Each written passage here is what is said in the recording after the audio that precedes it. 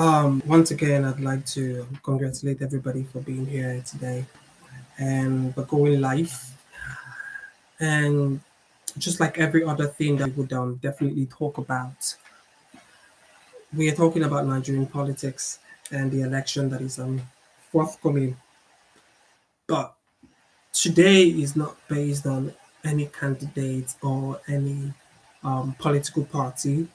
However, it is based on the concept of legitimacy. And one of the things I'd like to talk about is how possible it would be, or how possible is it for people to get into government without legitimacy, and the prospect of actually ruling a government without legitimacy. And I tell you, one of the things that we have as a problem in Nigeria is the fact that even if the government gets into power by rigging, it just destabilized the country because legitimacy is a very, very huge part of government, and legitimacy in Nigeria is most times disregarded even by politicians themselves. I'll give you a perfect example of where this has played. You see, as of the time that Twitter was actually banned in Nigeria, most people may not be civil disobedient, may not be civilly disobedient in nature. But you see, the fact that we don't like the government in the first place, the fact that the government does not derive its power legitimately, the fact that the government itself has lost its legitimacy pushes the people into social deviance itself. So even if you have a government in power and that government has gotten to power through rigging, one of the things that it does is it changes the prospect of a better government. It destabilizes the country from the direction of success, of progress. And a couple of hours ago, I think about yesterday, there was this tweet, or not even a tweet, maybe announcement by Godwin Emefiele, which is the CBN governor. And one of the things that he said was the fact that students basically are one of the reasons why the dollar is actually inflating. And I had actually go on to post this online in a group chat, and I saw people ranting here and there, those that don't believe in it, those that feel annoyed by it, and all of those stuffs. And I could understand people's fear, I understand their anger, I understand exactly where they're coming from because they feel like, what right does this person have to tell us how to spend our money? Most especially when politicians have their children outside of the country. How would they tell us what to do with our money if we are supposed to be out of the country or not? You know, you see people ranting saying, when there is no lucrative job in the country, what do you expect us to do? When ASU has been on strike for 8 months and counting, what do you expect us to do? And how would we not do this and do that? And how is that even connected? You know, people say all of these things. And I say to myself that as much as the messenger it do not have the moral ground to actually say this, it doesn't mean that the message is not real. And that's exactly what we want to even talk about today. You know, truth be told, if we have millions of Nigeria trooping out of the country, what they are doing is they are lifting a chunk of the money in the economy out of the country. And that in itself is crippling the economy.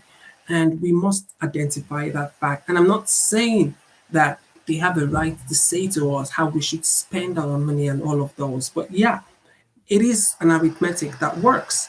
Once a chunk of the money leaves the economy, it affects the economy, especially when it is not being accounted for and when it is actually going through the black market out of the economy. It is not being accounted for in that regard, and that is actually crippling the economy. And that is one. The other one is this: as much as we want to argue from now to tomorrow that it is none of their business, it is as a result of the fact that we do not like the government. It is as a result of the fact that the government itself do not have the moral ground to say that to us by any means whatsoever. They've lost the legitimacy.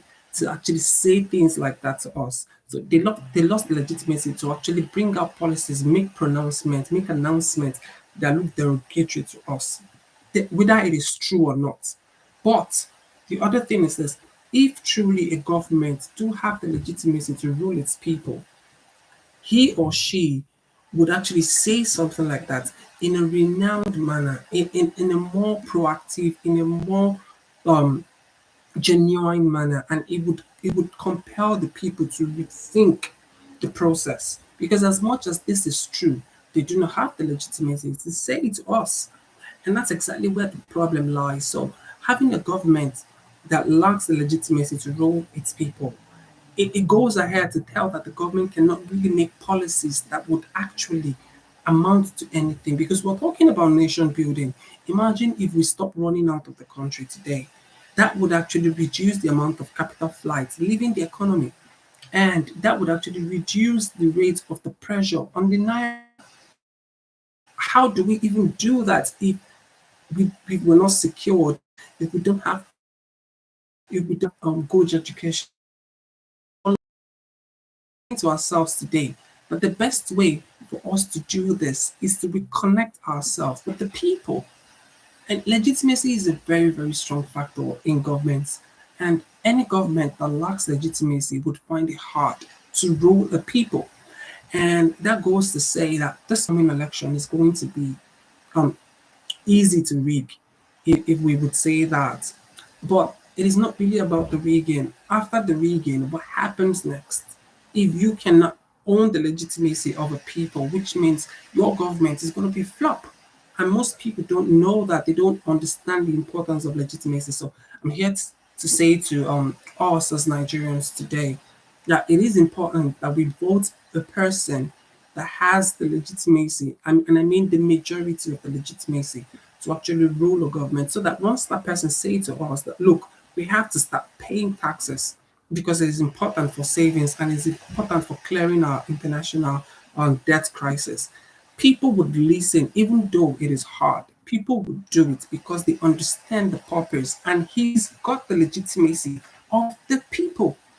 And so when people say to me that government is not about charismatic authority, I say to them, if you don't have the followers, this substantial amount of followers to carry out the policy, that policy is flop.